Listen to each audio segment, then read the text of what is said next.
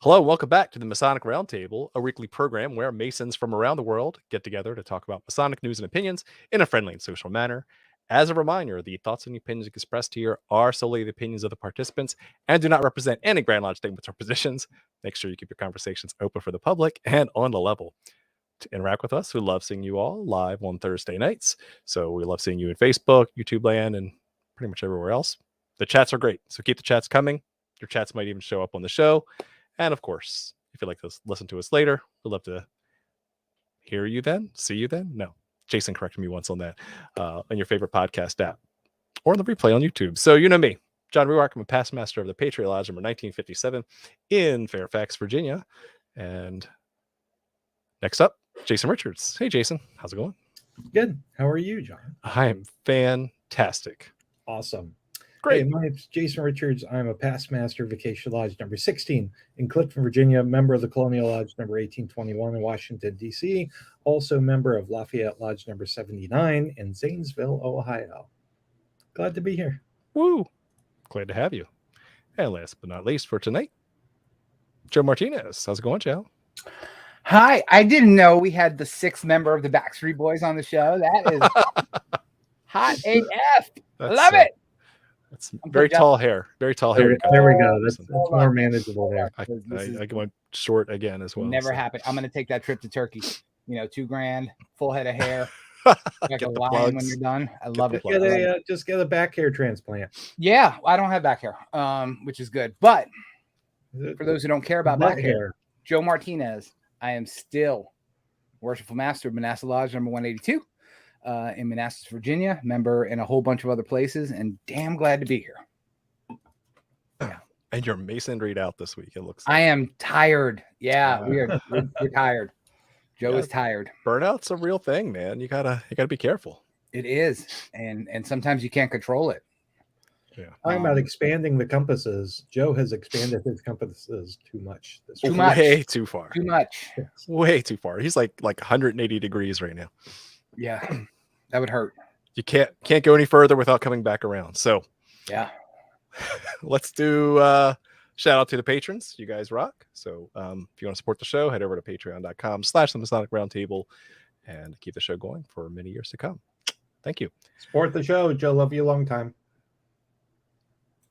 And for every new Patreon that signs up, Jason Richards will send you an unreleased Backstreet Boys video direct to your email inbox. It kind of hurts me that you keep calling me out as a member of the Backstreet Boys. Why you don't like the Backstreet Boys? In high school learned most of the choreography to Bye Bye Bye by NSYNC. Okay, you're an and I didn't know that. And yeah, those are tribal things, right? Thank you for bringing that to my attention. Can't clash those cultures. Yeah, okay. I'll adapt and adjust. Okay, right on. Good. All right. NSYNC. Right. Good things. Awesome. Tarot card of the week. Who wants to pull? I don't have my setup tonight. I am definitely going to do next week because I have a special surprise. I've got for next my Kabbalistic tarot ready. Nice. Good choice. Or I could do the so I do a daily tarot card pull. I could grab that one too. We haven't seen the Kabbalistic one or haven't in a while. So we saw it last time. You didn't show up. That would be why. Yes, indeed. All right. So this week's tarot card of the week is the Knight of Pentacles. Ooh, right there on Tiferet. Yeah. I love that deck. It's just pretty. So we got a little arrow actions. Yeah. Mm-hmm. Pentacles, that is the suit of relating to wealth and material possessions. Mm-hmm. It is the earth element. Knights are an action card. They're more like go-getters. They just productive work, just like a lot of action, maybe not a lot of direction, but all vector, right? So when you're doing that, that's a positive card about going and go get that next thing, whether it be something for your job, working extra hard. I know you guys have been working hard lately. But don't be in a hurry, because remember, he's not running, he's just sitting there. So right. You're moving, but there's no rush. You can smell the flowers along the way. could. It's funny because the tarot card I pulled for me today is the 9 of Pentacles. Ooh, admiring what you've got. Admiring what I've got. That luscious hair. That luscious hair, baby. I'd admire that too, actually. Yeah. I'm admiring it right now. It's so hot. These are like masonry goals right here. It's great. You know what? It's so much better than the when Jason has the who's the bad guy in the Fifth Element? Oh, Zorg, right? Zorg, when he has that Zorg dude, if it's like covering his eyebrow there. Yeah. That was my pandemic. Yes. Yeah, it was. When I was scared to go like out of my house and get it cut. Nice. Well, you redeemed yourself. Actually my wife did end up cutting my hair during the pandemic, but like Robert's wife does that on the regular. So. On the regular. Yeah. Mm-hmm. Yeah. All right, let's get into this week's topic, because although we could talk about NSYNC records and Jason's hair for quite a while, this week's topic is about expanding the compasses. So tonight we're going to explore and dive into the history, symbolism, and super awesome facts about the symbol of the compasses as they apply to the Masonic fraternity. And so the first thing that I want to get to right away, let's just rip that band-aid off, is it compass or compasses? What say you? Well, I think it's jurisdictional, right? It definitely is. That's the first. Yeah. That's the first key. So you're going to get the crappy "it depends" answer, but here in Virginia, it is definitely compasses. So it's like pants. Even though you have one object, it is a pair of pants. You have a set of compasses. Correct. You have a set of 2 points of the compass says. Yep. So in all of our is a little thing that you have that like points in a certain cardinal direction. Yep. The magnets and all that stuff. Yes, exactly. All that voodoo. Yeah. But because they push us really hard in Virginia, like it's ritual school is compasses. But then when you start to go outside of Virginia jurisdiction, you find that many other jurisdictions just go by the name of the compass. So, interesting little factoid there. So where did they come from? That's the real trick. So I know that in preparation for the show, I remember finding a quote, and it's going to bug me because I'm still researching it, because I know some brother will find it on the stream here, but we have evidence of the square and the compasses being used together as far back as ancient China. Right, so almost 5,000 years ago in ancient China, the legendary founding Han Emperor Fuxi, Fuxi, I'm going to totally screw that up, and his consort Nuwa used a square and a pair of compasses as their traditional emblems. And while this was kind of written down for a long time, there was actually an excavation or some sort of like research where they actually found in 1925. They found some frescoes, right? Yeah, so they found a British archaeologist in the Xinjiang province in 1925, almost 200 years after the publication of Anderson's Constitutions, found silk paintings with Fuxi and Nuwa facing each other. They're kind of intertwined, almost like caducees. And they're kind of looking in at each other, and one is holding clearly a square and one is holding clearly a set of compasses. And so it's amazing that, this is kind of the earliest documented evidence that we have of them, not only as operative tools, but symbolic tools, because these are these are certainly speculative, right? Yeah, usages, right? Exactly, because these Fuxi and Nuwa, they are actually like they weren't real people. They were more legendary kind of archetypes. And so it's kind of neat to see these almost deific beings have this speculative thing about how they're ruling over the dynasty. So it's kind of cool. So there is another quote where that's exactly it. That's what was found. Boom. Is this a picture you talking about where they look like a caduceus? That's right. Mm-hmm. Okay, right on. So this is what was actually found in an excavation in 1925. There has been other ancient Chinese texts that refer to ruling by the square and compass, and in a purely symbolic sense. And so I'm sure I'll find that as we get through this. But that's like, again, this is kind of the earliest documented symbolic use of the square and the compasses. But then obviously you fast forward for many years and you find out from the Masonic fraternity, right, we actually have them as operative tools for the operative stonemasons that then started getting applied with this symbolic overtone to it, or undertone, however you want to, whichever side of the coin you're looking at. Yeah, I think that we kind of, a lot of people, including Masons, seem to think that these symbols were just haphazardly chosen, right? But if you look at the founders of our ritual and the early people who wrote these things down and started to put this all together, these were very carefully chosen, right? The square and the compass.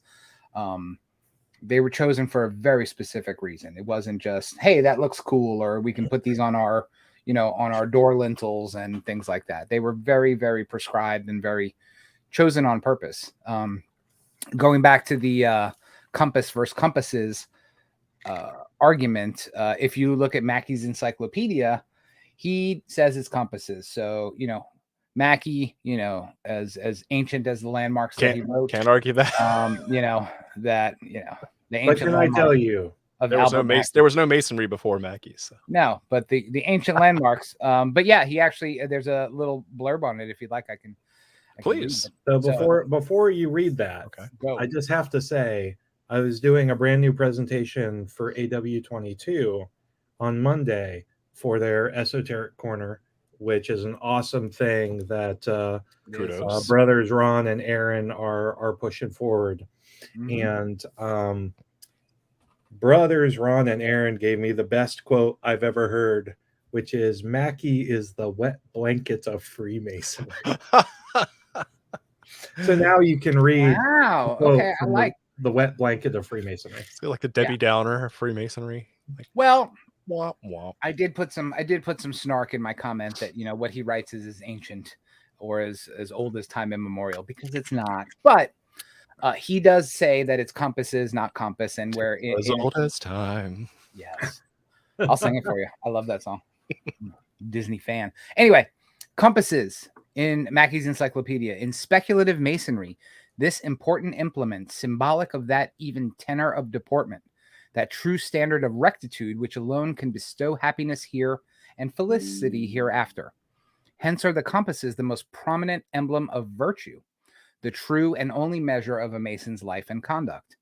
As the Bible gives us light on our duties to God, and the square illustrates our duties to our neighbor and brother, so the compasses give that additional light, which is to instruct us in the duty we owe to ourselves, the great imperative duty of circumscribing our passions and keeping our desires within due bounds. Where have we heard that before?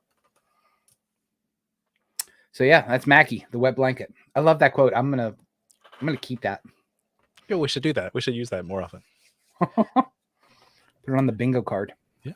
Well, it was because I did a presentation on sacred numerology and how it applies to Freemasonry, and I started off with the quote from Mackey's encyclopedia. It's basically like, there's no numerology in Freemasonry. Like, womp, womp. And 3, 5, 7, and 9 say otherwise, but okay. Yeah. So how are we instructed to use the compasses in modern Freemasonry, right? We don't need to quote ritual, but a lot of that stuff is published. Mackey we just did in Mackey. Yeah, I mean, literally the last sentence, it says the duty to circumscribe our passions and keep our desires within due bounds. And look who that is. Nay. Hey, how's it going? Well, it could be better, but technology is fun. So glad to have you here. Glad to have you here. Thanks, fellas. I'm glad to be here. Yeah. So when you look at the compasses, I immediately go back to the circumpunct, right? John's gonna have to change his clothes. Hey, sun card. Great minds think alike. and then Yep. there's us. So, when you look at the circumpunct, great symbol, in Freemasonry, especially the one where you've got the patron saints on either side and then the Book of Constitutions, because if that point within that circle represents God, and then you go out and bound yourself by the Book of Constitutions, John the Baptist and John the Evangelist, representing self-introspection or circumspection and zeal, right? That then gives you a guidebook for how you should live your life. Because the idea being, as long as you keep yourself within the 2 points of those compasses, between being incredibly zealous or, incredibly, the hermit to the nth degree, and staying within the bounds of, Masonic tenets and Masonic law, then, you're in a place where it is said that you cannot, cause an error. So the ancient check yourself. How far along are we into the conversation here in terms of morality, I guess? We were making fun of Mackie for about 10 minutes. I dipped like a toe into it. You missed it. I missed everything. Damn. The TLDR is the wet blanket of Freemasonry. So we heard so we heard from Mackie about the compasses for virtue. Yeah. And then I want to hear your morality take, RJ. Well, it's kind of interesting because the symbol itself has been we've talked about this a bazillion times, but the symbols go back farther than anything the Masonry has taken from it. So, I mean, there's a tile relief they discovered in Pompeii that has the iconography of a Masonic lodge, Diogenes the Masons, dated the 79 CE. And when we think about that, you have the square and the compasses represented along with a plum and a skull. But even the compasses there, I'm sure you guys already talked. I looked through some of our notes that you guys already talked about, ancient Chinese symbolry regarding these kinds of things. And the whole morality aspect of it is tied up in the virtues. Obviously, moralities are tied to the social construct that a person lives in. For us here, let's say the United States, morality is living within the compasses of the law, and then further, right, we can refine those by our own personal. I think what you guys were talking about is virtues. Living. It's almost like we go from obtuse to acute in terms of, we're talking about expanding the compasses, but this is the idea of this symbol being around. Again, even ancient times in China, is far into the Western world. It recovered in tile reliefs in as early as 79 CE. And if something is around and depicted in 79 CE, it doesn't mean that's like proof that this thing is not something that was just willy-nilly found. It's already been established as a symbol, as what it represents. But then you got to go back to what I think a lot of our Masonic famous authors say, and you guys will probably have the quote better than I, but it's something like, don't mistake the symbol for the thing it represents, or something along those lines. Yeah, for the thing it symbolizes. Absolutely.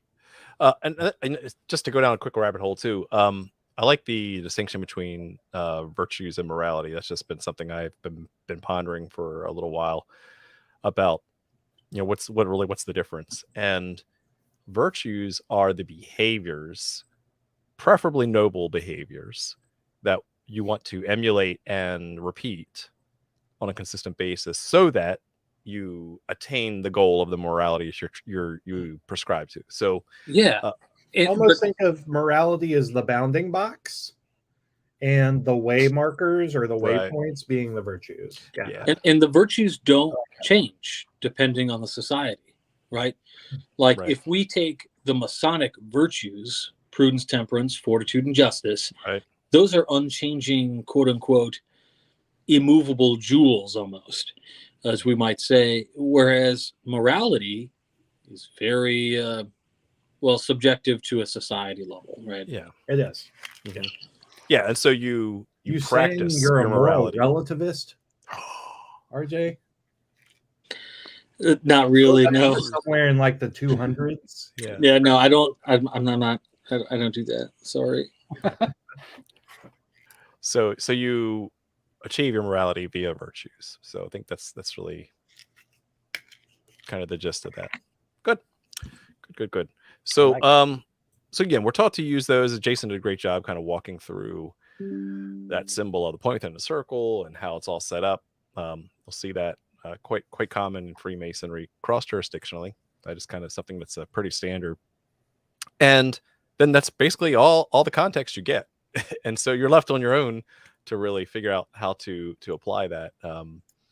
There's no second chapter. Joe disagrees with that. A little, yeah, I do.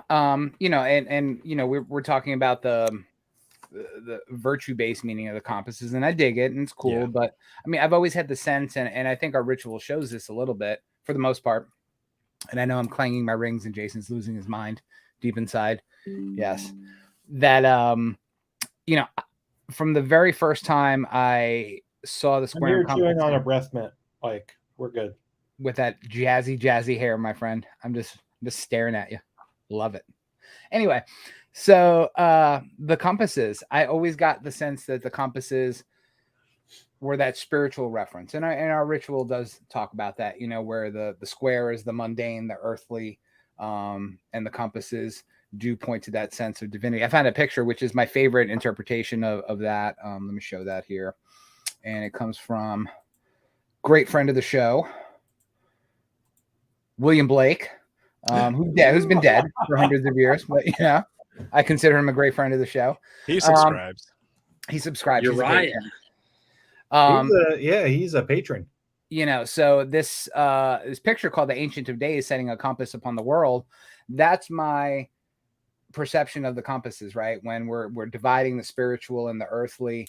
And we show those distinctions so often in Freemasonry through our degrees, and we do separate that there's a place for earthly things and there's a place for spiritual things, and we try to join those two together, right? Bring those spiritual virtues down to earth and then share them with the world, right? That's the goal. Besides having luscious hair. And you know, this is just what keeps popping into my head, this picture that William Blake did over and over and over again, you know, over 300 years ago. And here's why that's important. So in Esoterica, which is a Pike work, he digs into a couple of different symbolic meanings of the compasses, where he actually tears apart some French work, and he says, you know, in the French rite, that they've asked, you know, are you a Freemason? And the response from the brother is, I've passed from the square to the compasses. So it's implying that you're transitioning from one state to another, and then as you decompose it further along, it's implying that the square is, as Joe alluded to, the square is a symbol of the earth and the fixed material things, and then the compasses is a symbol of divine things, spiritual things, heavenly things. Right. So the whole point of Freemasonry, right, we're trying to take good men and make them better. We're trying to go through a series of initiations so that we are usurping our animal nature, our material nature, and then the better part of our nature, the spiritual part, the divine part, is going to overcome the material. Right. So that's, you know, theoretically what's implied by the time you get to your Master Mason degree, although I know many Master Masons, myself included, who have a long way to go to get to that level. So that's a really cool interpretation. I really dug deep on that one. So real quick, number one, you're William Blake, right? That's Urizen or Urizen. That's Urizen, like the mythical god there.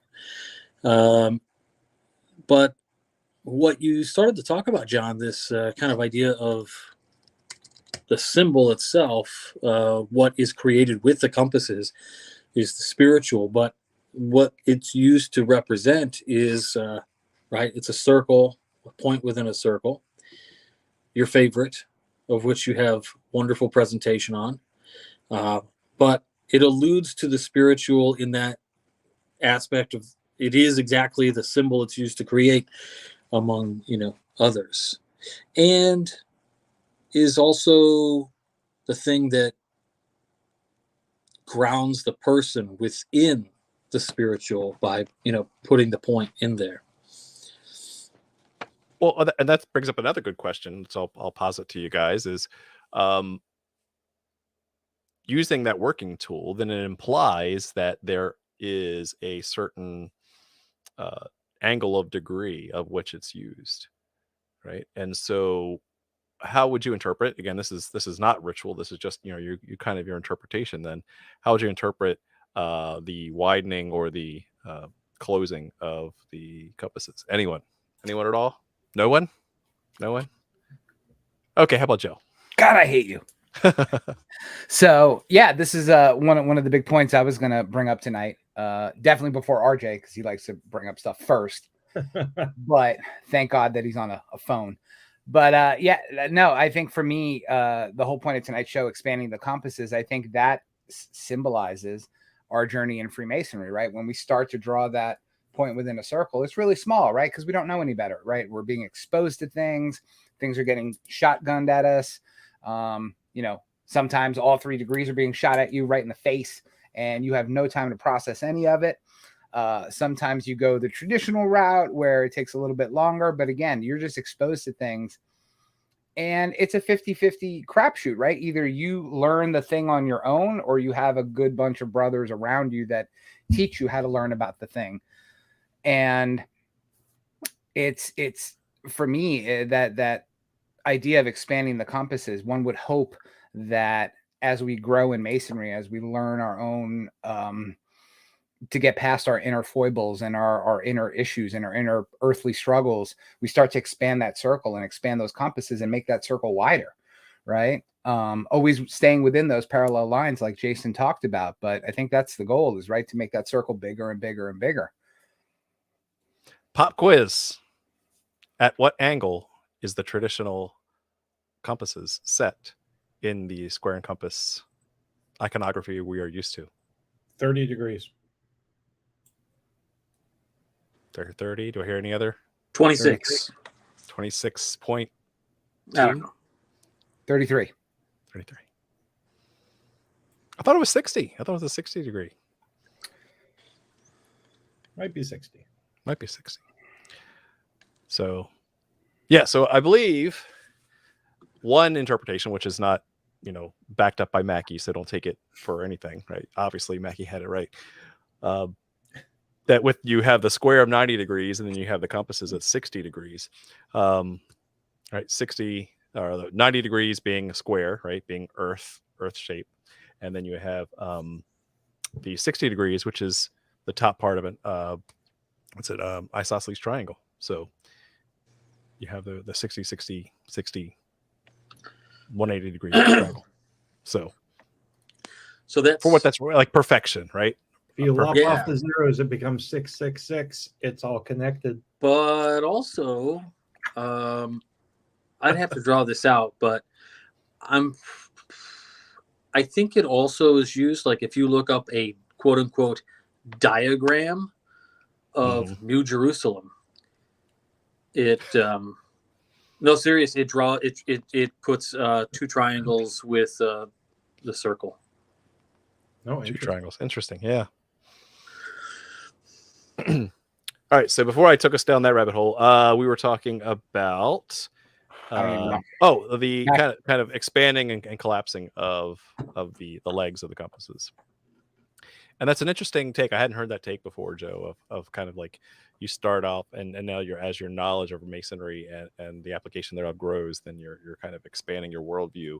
Still Spirograph Masonry. Yes. Spirograph. I love those things. Think about it. It's all connected. But so I have a counter view of that because with the Wait, let me put my care face on. Go, hold up. Wait, there it is. That's it. Go.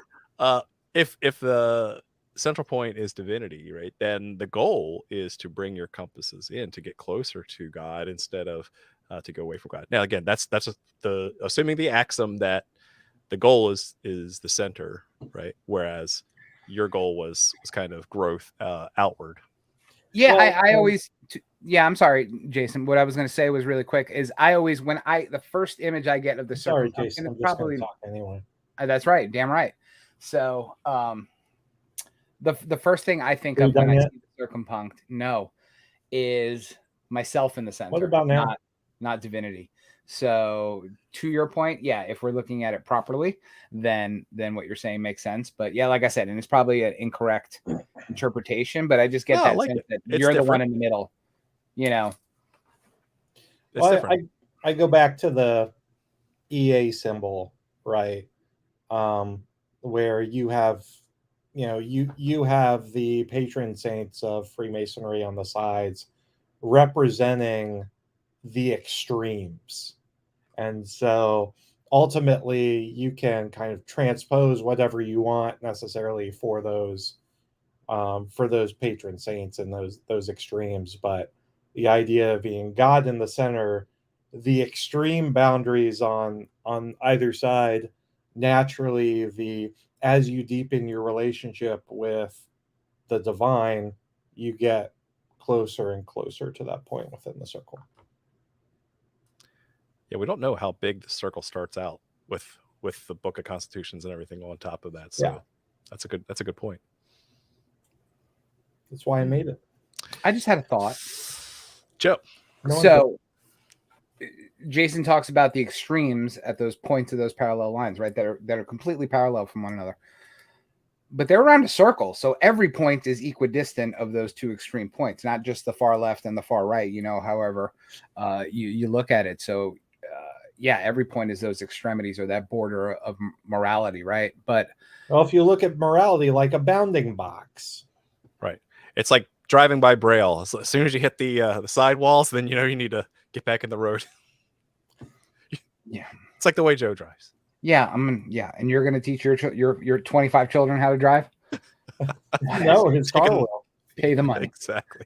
I have a story about that too. But look at who we have on those extremes, right? We've got John the Baptist and we've got John the Evangelist, right? So again, those symbols of earthliness and divinity, right? John the divine preached a whole particular thing, and you've got John the Baptist, which was rooted in the earth, right? He wore, mule skins and he ate honey and other gross crap like crickets and stuff. Like, get the guy a sandwich, but locusts, whatever.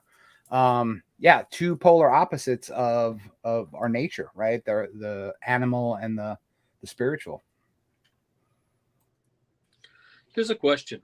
So we say two eminent saints of Masonry, patron eminent saints of Masonry, the two Saints John, but obviously with a symbol as old as the compasses, which necessarily create the edges of the circumpunct, we could say. Who or what symbolized the boundaries of what the compasses create before the Saints John? That is a fascinating question, and it's one, again, with my circumpunct presentation that I found some good, interesting research on. You find the symbol of the point within a circle bounded by two parallel lines with the Book of Constitution on top nowhere else before Freemasonry, the advent of Freemasonry. So you see the circumpunct throughout history. I mean, way far back. We're talking ancient Egypt and all that. And that symbol carries through all the way up until modern Freemasonry. And then we slap some extra decorations on the outside of it. So what most people don't know, though, is that we're talking X and Y axis. There's a Z axis for the circumpunct as well. That's a different show. That's for the patrons who subscribe to the spicy content. This is what we're talking about is a penis. That the that that it's an innovation. That the way that Yes. Freemasons see it today is that, believe it or not, yes, I'm glad you're sitting down, Joe. It is an innovation to add these bounds. So if we take that as true, which it is because as I said it, then RJ's question is, well, what bounded the circle before the St. John?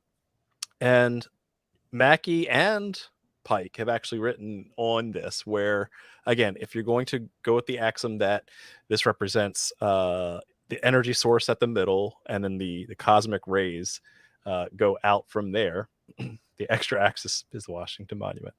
Yes, you're not wrong. So if the energy source is in the middle and then everything kind of goes equidistant outward, then the outer bounds are like, really, it's the outer bounds of the universe. It's the furthest away that we get from our creator. It's death on the outer ring.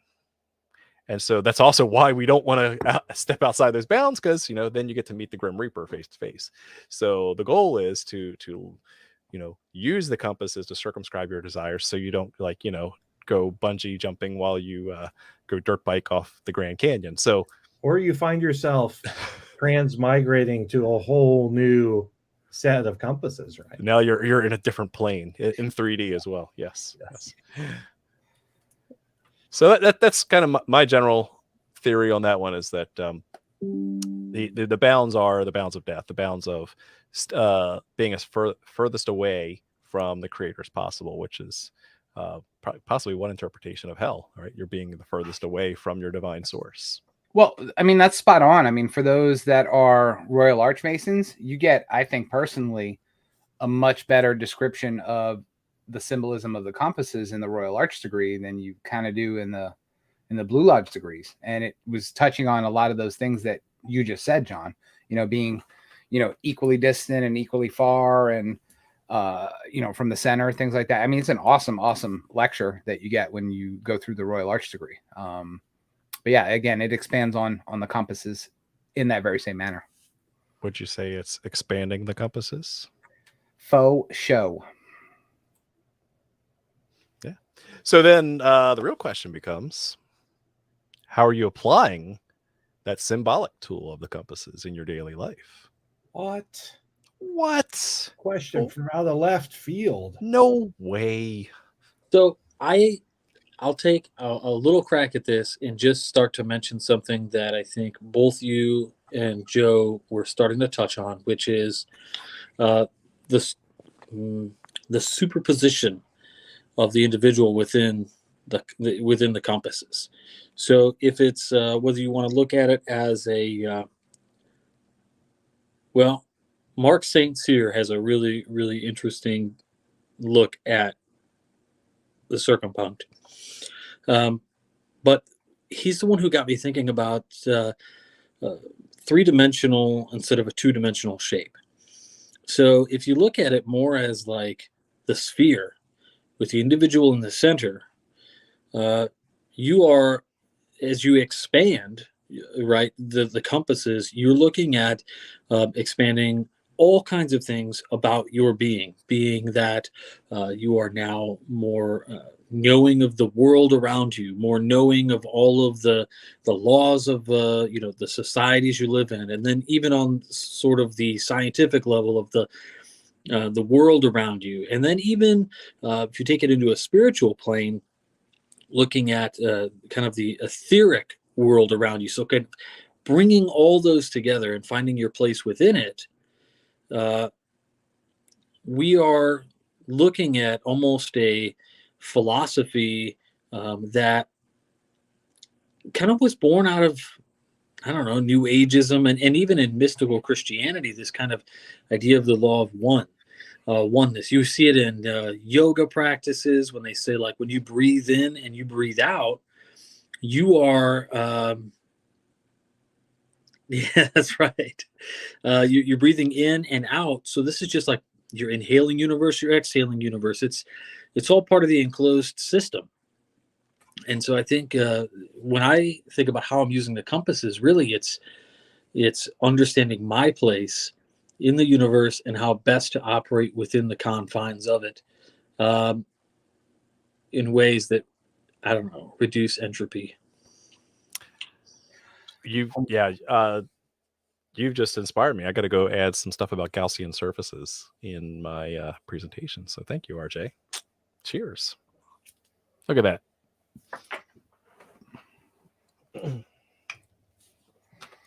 So how are you applying them? That's the real question. Jason, how are you applying the compasses? So for me, I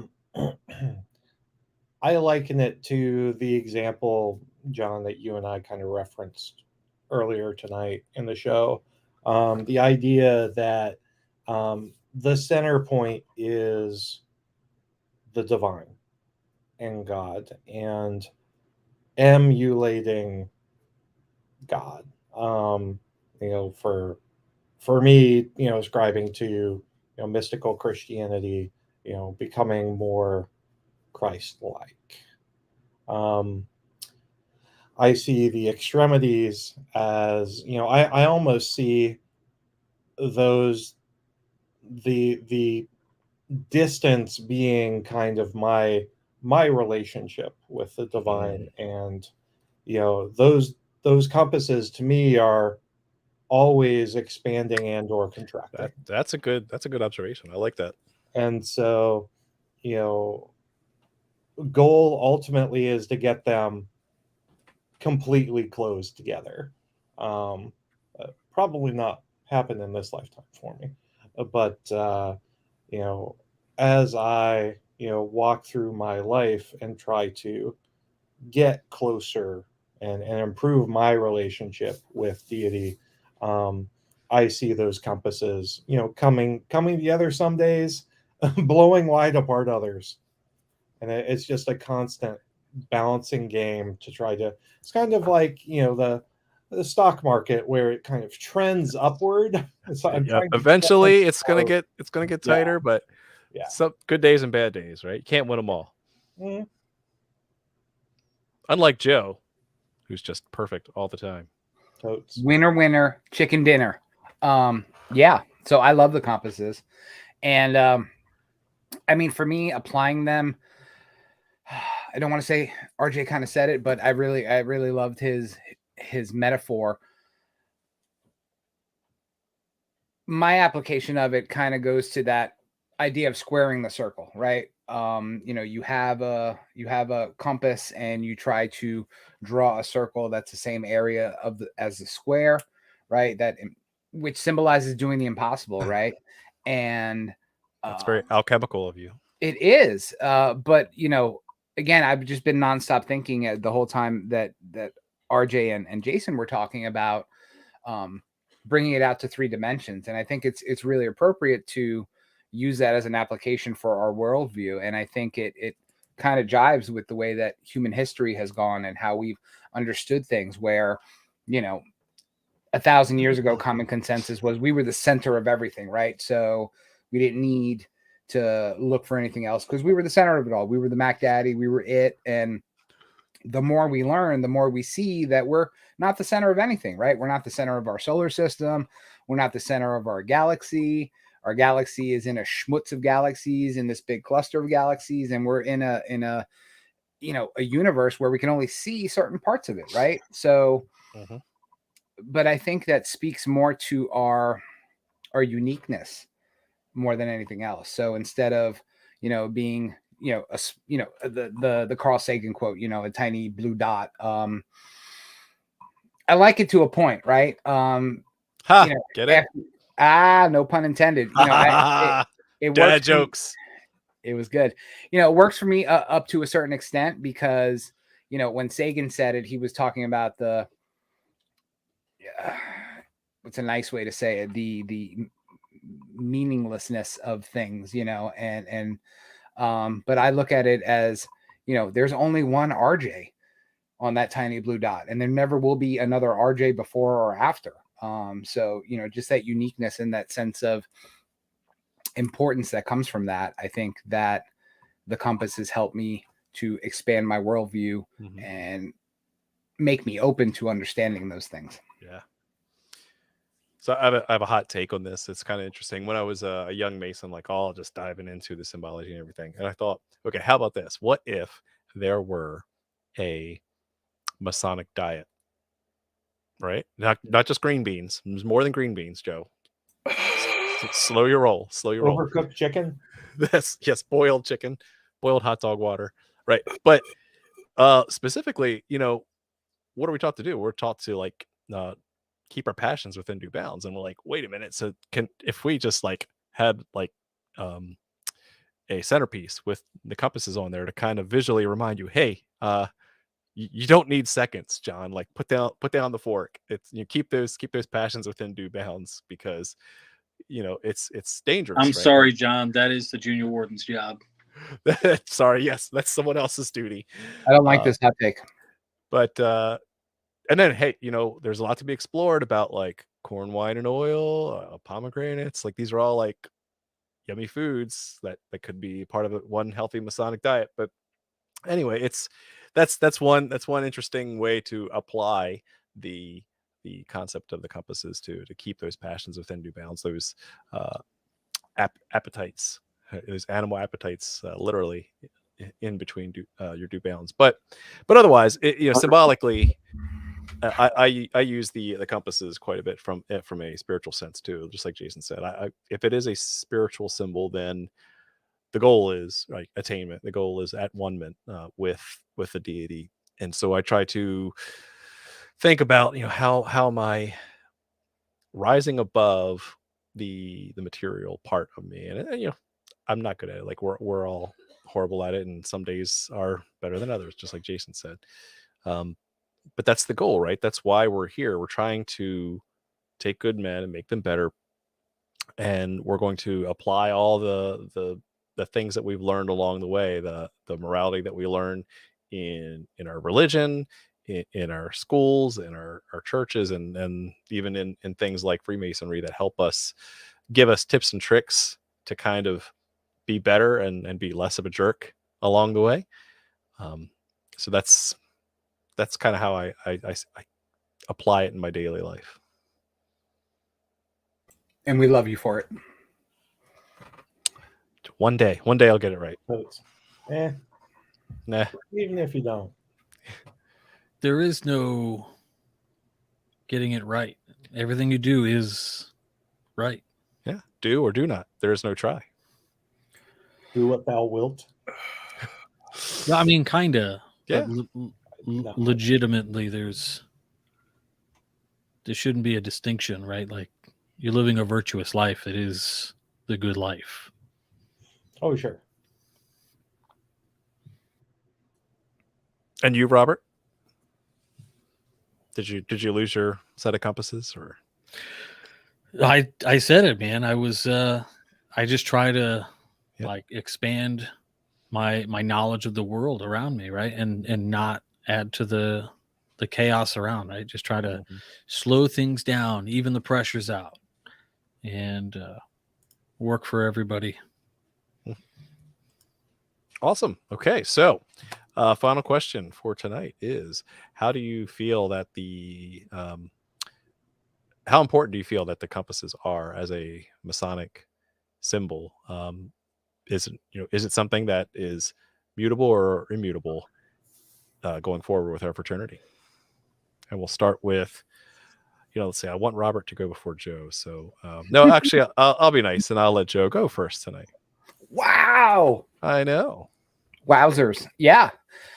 What was the question again? I'm so excited. Calm yourself.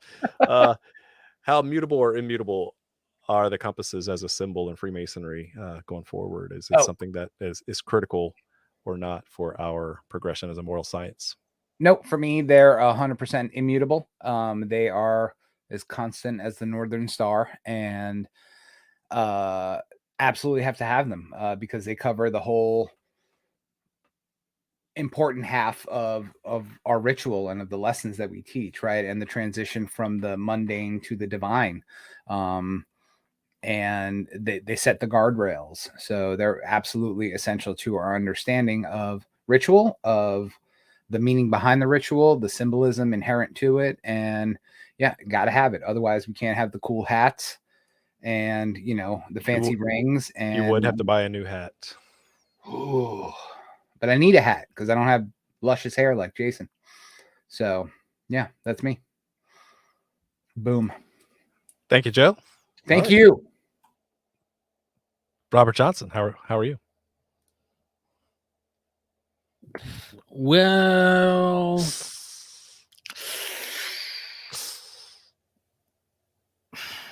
I think that as a progressive moral science, I threw that in for you. I think that the compasses can be mutable in a sense that they are modified at times. However, I agree with Joe in the way that he was describing them as what we would call an immovable jewel, in that they must always be a part of the craft, in the sense that it is a wonderful working tool that reminds us of all the things that we talked about this evening and more. But yeah, it's I agree with Joe. I'm gonna say that. Wow. I should have went first. I should have You're went first. Then Joe gonna said, follow "Let's just Joe." do what RJ said. So I was gonna just agree going to with say what Joe. Joe said. I like it. Joe's very happy. Star Trek. All right, Jason, what say you? The compasses are one of the great lights that comprise the three great lights in Masonry.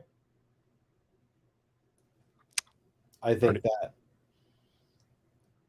more or less speaks for itself on their importance. Yes, they're immovable. They are, along with the volume of sacred law, and the square, like, they're in the top three most important symbols in the entire organization. In the top three, I like it. Good stuff. Wow. All right. And let's see. To bring it home, yeah, I mean, if we went forward in anything else, our fraternity is identified as the iconography of the square and compasses, right? So to take those out, we'd just be wearing squares with G sitting on top of them, and no one would know what that is. And so, yeah, the compass is a critical part going forward. It does serve a symbolic purpose, just as RJ was alluding to earlier, right? You want to also just not obsess over the physical object. You just remember that you don't want to confuse the symbol for the thing it symbolizes. And as long as we keep that in mind as we go forward, to remain steadfast and true on what that symbol has it's described in a ritual and how we internalize it, I think that's the ultimate goal of Freemasonry. So yes, let's keep that around for many, many years to come. You guys are awesome, and I want to thank all of you all for watching, and we'll see you next week. Keep searching for more light. Have a good night.